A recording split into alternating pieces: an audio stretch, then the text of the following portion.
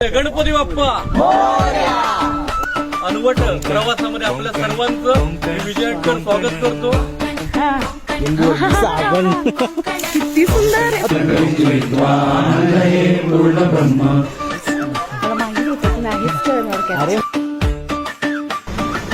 गावामध्ये देखील बैल नांगरणी करत नाही. इथे रेडे वगैरे असतात नांगरणी करायला. शांत आणि इतकी सुंदर सुंदर पक्षी आम्हाला पाहायला मिळाले इथे. खायची मजाच काय हो रे यार, असं एकदम नॉस्टॅल्जिक फील येतं. हा मस्तपैकी आंबोळ्या गरम ना गरम, पोट भरेल तुझं. छान काय कशी वाटले? पोटभर नाश्ता केला आणि मग आम्ही निघालो परिक्रमेतील पहिल्या ठिकाणी, ते म्हणजे माचाळ येथे. भारी गावातल्या रस्त्यांची बात लई न्यारी स्वर्गापेक्षा भारी आहे आपलं लोक. बघू शकता इथे एका सगळं डायरेक्टली फोनवर तरी आहे. आणि फायनली आम्ही आता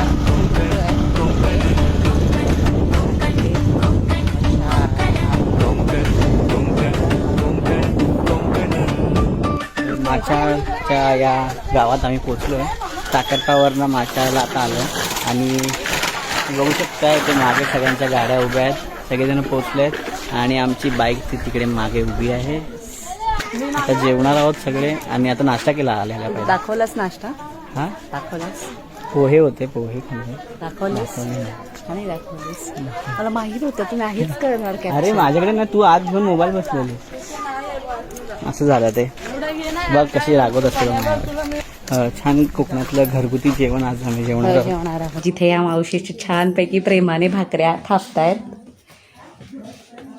मऊ मऊ भाकऱ्या आम्हाला मिळणार आहेत आणि चुलीवर असं या मावशी भाकऱ्या भाजतायत. तुम्ही बघू शकता. नाहीतर आपल्या मुंबईकडे आपल्याला गॅसचे खूप हाल चालू आहेत आणि इथे आम्हाला गरमागरम चुलीवरच्या भाकरी खायला मिळणार आहेत.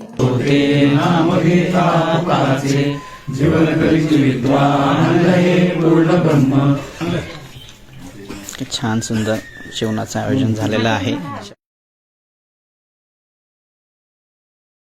गणपती बाप्पा विश्व मराठी परिषद पुणेच्या वतीनं आपलं सर्वांचं साहित्य संस्कृती परिक्रमेमध्ये साखरपा धोपेश्वर या 5 दिवसांच्या एकत्रित अनवट प्रवासामध्ये आपल्या सर्वांचं मी विजयकर स्वागत करतो. आपल्या सर्वांची ओळख परिचय आपण देवराईमध्ये करू. आपल्या परंपरेप्रमाणे आधी पोटोबा आणि मग विठोबा म्हणून देवराईमध्ये आमचा विठोबा असतो, तो बघायला आता आपण सगळे एकत्र जाऊया आणि तिथे परिचय करूया. चला. खूपच छान वाटतंय. सगळ्यांचे विचार फार छान आहे. येस खरंच. आणि ग्रामीण जीवन बघून खूपच भारी वाटतंय आता.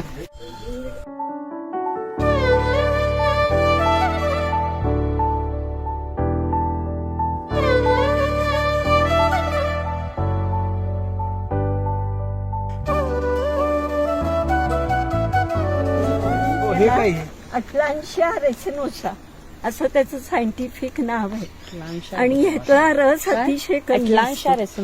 पण माकडं मात्र खाताना मी पाहिलंय हे. आणि ही याच्या पानामध्ये तेल असतं, तेलग्रंथी असतात.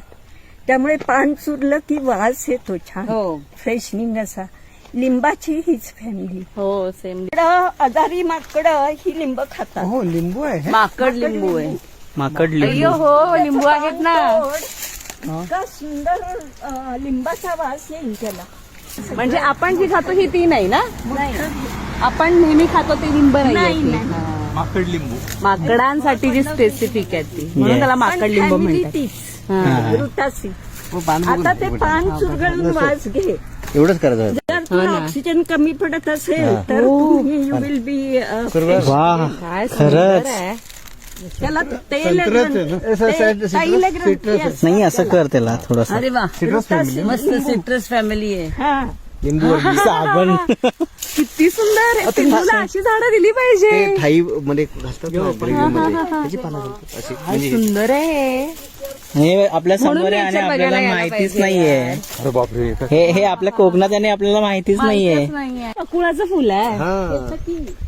आमच्या शाळेत माझ्या वर्गाचं कविता होती ना आपल्या हो बकुळाची. बकुळ होता. या बाई या बकुळीच्या झाडाखाली फुले यायची या. बघू कसे बघ किती सुंदर आहे. सुवास आहे ना सुवास. हो ना, किती सुंदर सुगंध आहे नाही, बघ. त्याचा मुख्य गुण तू जर हे कपड्यात ठेवलंस हा झुरळ अजिबात येणार, एकही कीटक येणार नाही. ऐ कसलं वारी, ऐकलंस का? हो कोमल, आपण पण कोकणात राहतो, पण एवढी वनराई अशी फुललेली आणि प्रत्येक झाडाचं एक वेगळं नाव, वेगळं महत्व, हे अजूनपर्यंत माहितीच नव्हतं या. कारण आपण कधी जाणून घेतलंच नाही आणि ते सांगणारं कुणीतरी आपल्याला कधी भेटलंच नाही. खरंय. ज्योतिषमती किती छोटी आणि जी किती फुलं सुंदर आहेत बघ ना. ही किती बारीक आणि सुंदर त्याचा आहे. फुलावर हे कर बघ किती सुंदर आहे. असं भेंडी खातो ना आपण, भेंडीचं छाप मारतो तसं फुलाचं हे आहे.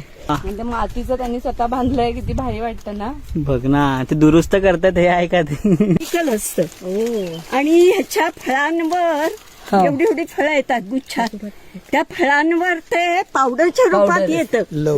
पूर्वी बायका ते पिंजर म्हणून गोळा करायच्या आणि मेणावर लावायच्या.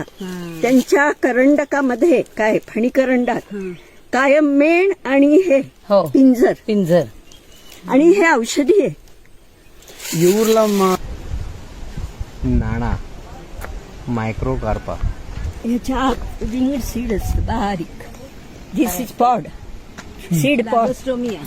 लाजस्टोमिया मायक्रोकार्पा अच्छा लाजिस्ट्रोमी आहे हा पण. हे बघा तामणची फॅमिली. त्यामणची फॅमिली. नाना म्हणाले ना त्या लॅगस्टोमिया मायक्रोकार्पा.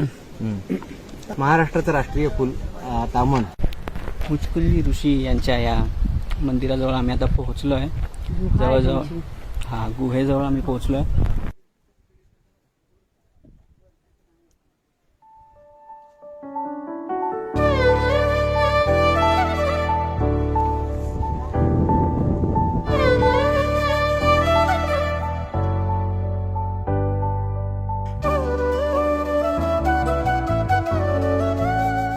निर्जन डोंगर वगैरे आहेत, गुहा, उंच ठिकाण आहेत, त्या ठिकाणी ऋषी मुनींची वास्तव्य होती. आणि म्हणून भारतीय संस्कृतीत सर म्हणाल्याप्रमाणे कदाचित आपण त्या प्रत्येक ठिकाणी ऋषींचा संबंध जोडलेला आहे. ऋषींचं कुळ जिथं असतं त्या ठिकाणी ज्या वेळेला गावं असतात तर तिथे बैलाने नांगरलेलं शेतातलं पीक वगैरे घेतलं जात नाही. आणि म्हणून या गावामध्ये देखील बैल नांगरणी करत नाही. इथे रेडे वगैरे असतात नांगरणी करायला. हे एक या गावचं वेगळं वैशिष्ट्य आहे. दुसरी एक गोष्ट म्हणजे स्वातंत्र्य काळात, म्हणजे आता जरी मी म्हटलं की 75 वर्षापूर्वी देशाला स्वातंत्र्य मिळून 75 वर्ष झालेली रस्ता तयार झाला, पूर्ण गावात आला. पण एक उल्लेख असा आम्हाला मिळाला, administration report of the public works department Bombay presidency for the year 1872-1873 मध्ये. त्यानुसार दाभोळ ते मासळ हा रस्ता त्यावेळेला त्या रस्त्याचं काम झालं होतं आणि 2,983 रुपये खर्च झाले होते. आणि त्याचं एस्टिमेट त्यावेळेचं होतं ते 3,779 रुपयाचं होतं. आता हे सगळे रेकॉर्ड जुने आहेत ते तपासायला हवेत. पुढंच घेतलाय. तिथली स्पंदनं आपण साठवलेली आहेत सगळी. ती स्पंदनं घेऊन आपण आता पुन्हा खाली गावात जाऊया. आणि गावात गेल्यानंतर तिथे पक्षीमित्र प्रतीक मोरे येतील, त्यांचं एक व्याख्यान असेल आणि गावकऱ्यांशी आपण जरा चर्चा करूया. त्यांच्याकडून काही गोष्टी जाणून घेऊया, जरा 2-4 घरामध्ये जाऊन वेगळं. खूपच छान अनुभव होता आमचा. म्हणजे पहिलाच दिवस आहे, पण आतापर्यंतचा अनुभव खूप सुंदर आहे. आणि याच्या पुढे अजून आमचे 17 बाकी आहेत, ज्याच्यात अजून काही वेगळे अनुभव आम्ही घेणार आहोत. तर नक्की व्हिडिओ पूर्ण पहा.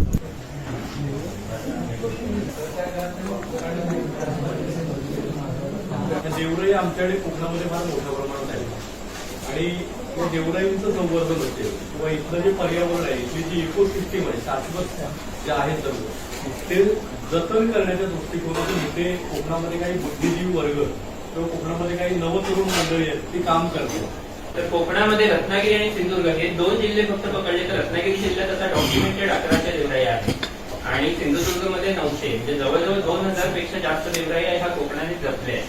आता कोकणाने जपलेत म्हणण्यापेक्षा ह्या इथल्या लोकांनी जपले आहेत. म्हणजे त्यांच्या मागे त्यांचे भाव काय असतील किंवा त्याच्या अनेक थिअरी.